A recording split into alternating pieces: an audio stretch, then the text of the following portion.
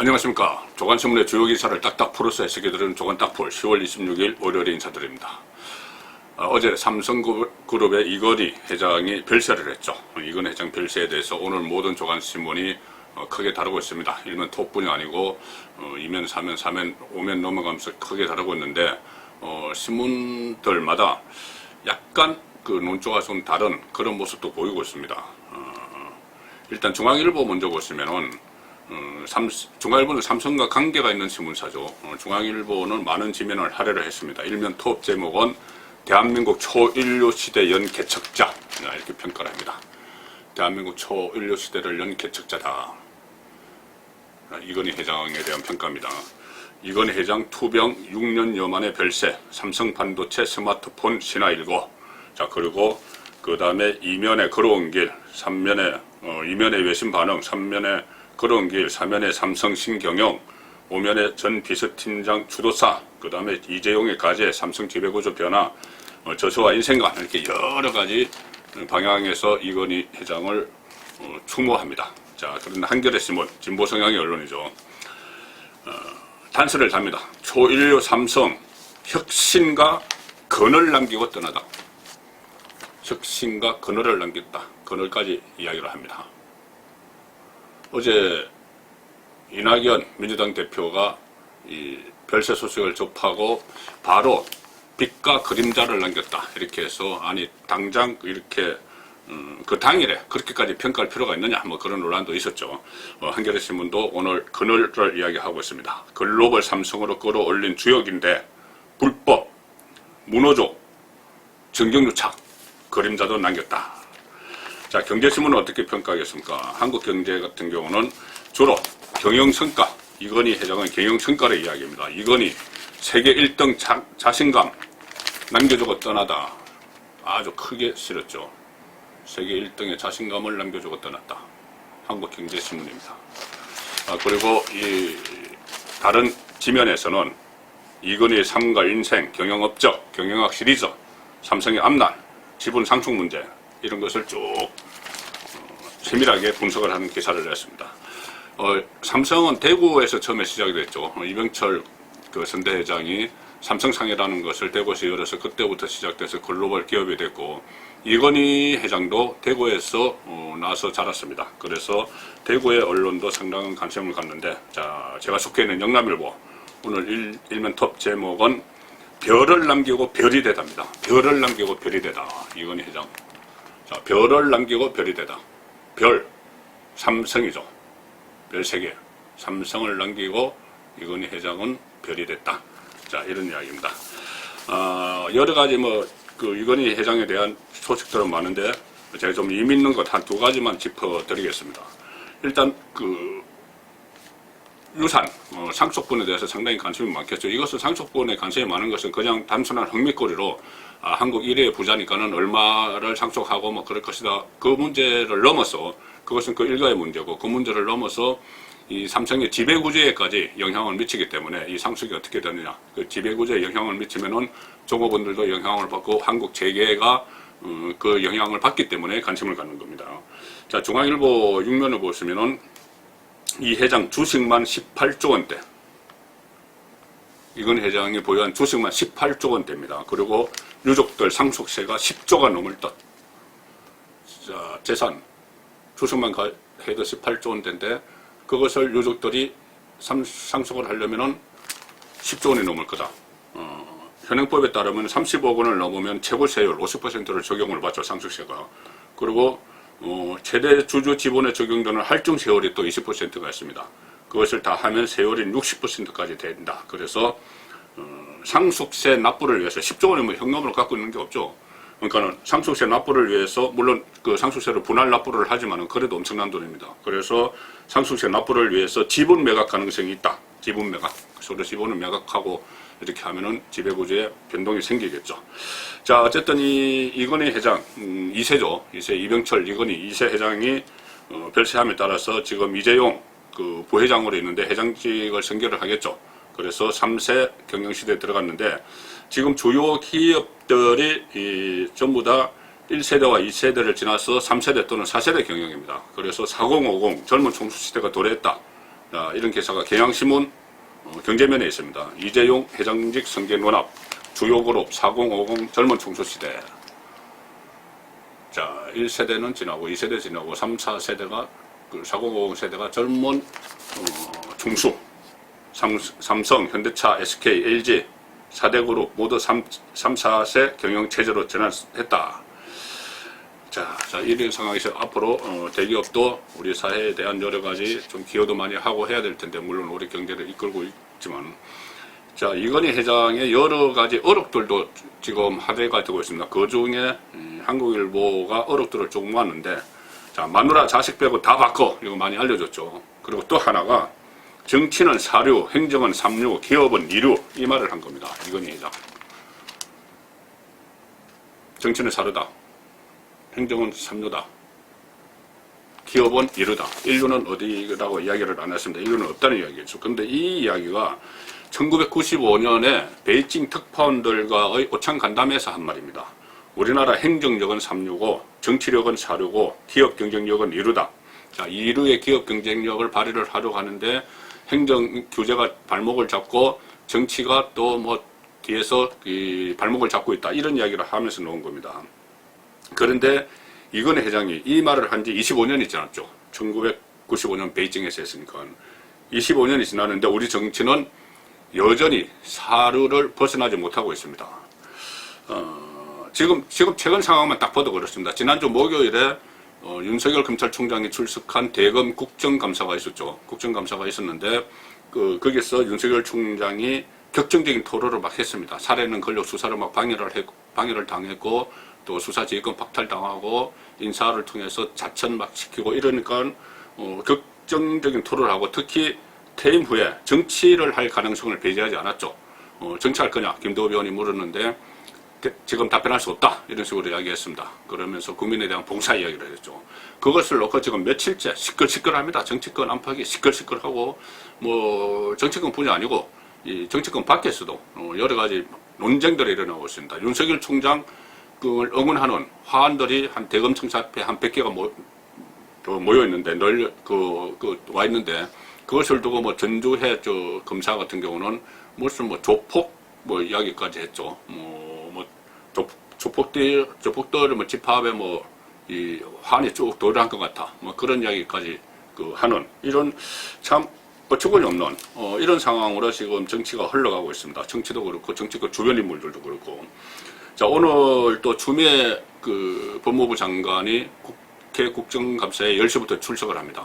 오늘 법무부 종합감사죠. 거기서 또 추미애 장관이 아마 윤석열에 대해서 상당한 공격을 할 가능성이 높습니다. 지금 여권 일각에서는 괜히 그러다가 윤석열을 대권주자로 키워준다, 자제해야 된다는 분위기도 있지만 추미애 장관의 스타일을 보면은 아마 오늘 또 국감장에서 한바탕 소동이 일어날 가능성이 높습니다. 자, 이런 상황에서 오늘 중앙일보 12면을 보시면은 윤석열은 야권 구세주냐? 이 질문을 던집니다. 그래서 여왕벌이 떴다. 뭐 이런 반응이 있고, 제가 어제 소개시켜드렸죠. 장제원 의원. 그리고 반기문 전철을 밟을 것이다. 이런 우려도 동시에 나옵니다. 자, 이것이 여러 언론에서 다뤘는데 중앙일보가 종합적으로 정리를 해놨습니다. 과연 윤석열은 야권의 대안이냐? 뭐 여러 가지 논란이 있죠. 과거 수사 경력 같은 수사 이력, 박근혜, 이명박 정부에 대한 수사 뭐 이런 것도 있기 때문에 여러 가지 논란이 있습니다. 여왕벌이 떴다. 확실한 여왕벌이 나타났다. 대권 후보 윤석열의 등장을 알리는 신호탄, 장기원 의원이 이야기했죠. 그래서 범야권의 길은 일단은 기대갑니다. 국민의힘은 2017년에 야당이 된 이후에 줄곧 투쟁력 부족 트라우마에 시달려왔다. 그래서 영화 글래디에이터를 보는 것 같았다. 이런 말도 나옵니다. 영화 글래디에이터를 보는 것 같았다. 글래디에이터, 막시무스 장군이었던가요? 백전 불굴의 장군을 묶어놓고 애송이들이 모욕하고 온갖 공작을 동원하지만 결국은 넘사벽 실력차가 나타났다. 이거 국민의힘 김웅 의원이 한 말이네요. 자, 그날 국감장 보석을 묘사를 한 것 같습니다. 윤석열과 또 민주당의 초선 의원들, 로스쿨 출신도 있었고 초선 의원들이 막 대체를 하는 그것을 글래디에이터에 비유를 한 것 같습니다. 그렇지만 신중론도 있다. 과거 관료 출신으로 대선 레이스에 합류했다가 중도 이탈해버렸던 고건이나 반기문의 전철을 밟을 수도 있다. 이런 우려도 나온다. 반면에 실제로 이해창처럼 대선 본선까지 나갈 수도 있다. 뭐 이런 기대감도 나오고 여러 가지가 지금 섞여서 이야기들이 되고 있습니다. 자, 근데 윤석열을 이렇게 자기 대선 주자 반열에까지 올린 인물은 아이러니하게도 조국입니다. 윤석열 검찰총장이 취임하고 나서 초기에 조국 사태가 일어났죠. 조국 사태 세 가지입니다. 크게 세 가지입니다. 그 유재석 감찰 무마 사건, 그 다음에 아들, 딸, 뭐 자녀들의 입시 비리 문제, 또 하나가 웅동학원 문제였죠. 웅동학원 가족이 그 운영하는, 조국 가족이 운영하는 웅동학원이 그때 여러 가지가 있었습니다. 그 가족들이 또 경영하는 건설회사에서 뭐 가짜로 뭐 공사를 하는 척 해가지고 돈을 빼돌리고 뭐 허위 소송을 하고 그 과정에서 뭐 허위 이혼도 있었고 위장 이혼도 있었고 여러 가지 논란이 있었는데 오늘 조선일보 12면에 이런 기사가 나왔습니다. 조국, 참고로 작년 인사청문회 당시 조국 씨가 신고한 재산은 56억 4,200만 원입니다. 56억 4,200만 원. 그런데 그 어머니 웅동학원 이사장 재산이 9만 5,819원이라고 합니다. 과거에 전두환 대통령 뭐 20몇만 원 했을 때 상당히 여러 가지 조롱도 있었고 막 했죠. 자, 이게 내용이 뭐냐면 법원이 명령을 했죠. 재산 목록을 제출하라. 왜 그러냐면은 국가 빚이 있습니다. 캠코가 그 가지고 있는 국가 빚. 우리 국가가 채권자죠. 130차례 빚을 독촉을 했지만은 조국 일가는 회피하고 무시했습니다. 웅동학원을 경영하고 있는. 그래서 법원이 지난주에 재산 목록을 제출하라고 이렇게 목록 제출을 명령을 했는데 달랑 예금 9만 5,819원 있어요. 딱 예금 9만 원만 지금 재산이라고 제출한 겁니다. 2014년에 며느리 명의로 매입한 해운대 빌라, 그것도 논란이 됐을 때 그런 것도 다 빼고 내 재산은 9만 5,819원이니까 배째 130, 얼마죠? 이 못 갚어. 이런 겁니다. 130억 원대 부채. 130억 원대 부채를 130차례 빚 독촉을 했지만은 조국 일가는 다 무시하고 있는 겁니다. 이것은 사실상 채무를 변제하기 어렵다. 변제 안 하겠다는 이야기죠. 그래서 야당은 전 재산이 29만 원이라고 했던 전직 대통령을 연상케 한다. 이렇게 비판을 하고 있습니다. 작년 인사청문회 당시 조국 재산은 56억 4,200만 원이었고 조국은 일종의 클린뱅크로 일가의 재산을 지키고 다른 가족은 배드뱅크로 130억 원대 부채를 떠안는 꼼수를 쓴 것 아니냐, 뭐 이런 이야기들이 나오고 있습니다.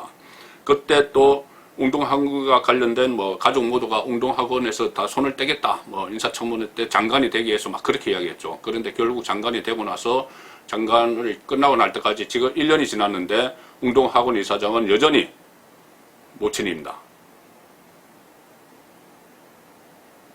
자, 그래서 국민의힘에서는 이런 이야기가 나옵니다. 9만 5,819원이 전 재산이라는 것은 나라 빚은 못 갚겠으니 세금으로 메워라. 국민 세금으로 메워라. 이런 배짱이나 다름없다. 1국의 법무장관까지 지낸 분 일가족이 악성 채무자들의 수법을 쓰고 있는 것이다. 대학에서 그렇게 정의를 가리키고 또 뭐 정의, 공정 이런 것을 이야기하고 법질서를 이야기했던 이 조국 씨가 그 일가가 악성 채무자들 거의 뭐 사기꾼들이죠. 사기꾼들이 하는 그런 행태를 그대로 답습을 하고 있습니다. 우리 130억 때 어떻게 보면 130억 원이라는 건 그 일가가 다 나눠 가진 거죠. 나눠 가졌는데 그것을 조국 같은 경우에 장남이죠. 조국 씨는 56억 4,200만 원 재산 딱 챙겨놓고 나머지 세금으로 빚진 것, 본인들이 빚진 거 130억 원 이것을 국민 세금으로 메우든지 알아서 하라 이러고 배짱을 튕기고 있는 겁니다. 자, 그 조국 씨가 한때는 그래도 뭐 우리나라 진보 농객 이렇게 하면서 상당히 깨끗하고 청렴하고 정의로운 척했죠. 그때 당시에 같이 진보 농객으로 활동했던 사람 중에 한 사람이 강준만 전북대 교수가 있습니다. 강준만 전북대 교수가 최근에 책을 하나 썼습니다. 책 내용에 이런 게 있습니다. 자, 중앙일보 16면 보시면 강준만 교수가 이렇게 이야기합니다. 문재인 정권 거의 모든 게 내로남불. 내가 하면 롬에서 남이 하면 불론. 내로남불. 정리하다 포기해버렸다. 강준만 교수 입에서 나오는 이야기입니다. 권력은 사람의 뇌를 바꾸다 이런 책을 출간했는데 문재인 정권의 내로남불 사례를 일일이 정리하다가 중도에 그만두고 말았다. 거의 모든 게 내로남불이었기 때문이다. 문재인 정권 전체가. 그래서 이렇게 이야기합니다. 강준만 교수가 문재인 정부에 대해 훗날 권력 연구에 큰 기여를 한 정권으로 기록될 가능성이 높다. 권력을 연구하는데 큰 기여를 했다. 왜? 어떤 측면에서 조국 사태 이후 벌어진 일련의 크고 작은 정치적 전쟁은 수많은 명망가를 권력 투쟁의 졸 또는 사적 이해관계나 정실에 얽매인 부족주의 전사로 전락시키는 데 큰 기여를 했기 때문이다.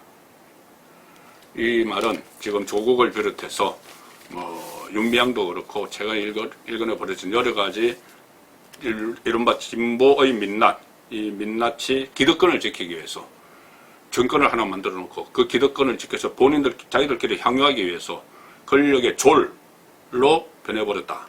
그런 비판인 것입니다. 자, 이런 상황에서 또 우리 정치가 사료의 모습을 계속 보이고, 그리고 그 정권을 잡은 쪽은, 저는 정권 잡은 쪽은 정치 사료보다 더 못한 오류가 아닌가, 그런 생각이 듭니다. 지금 문재인 정권은 과연, 아니 어떻게 보면 급수를 따지기도 어려울 정도로 그런 무지, 무능, 종합판이 아닌가 싶습니다. 조간 딱 부렸습니다.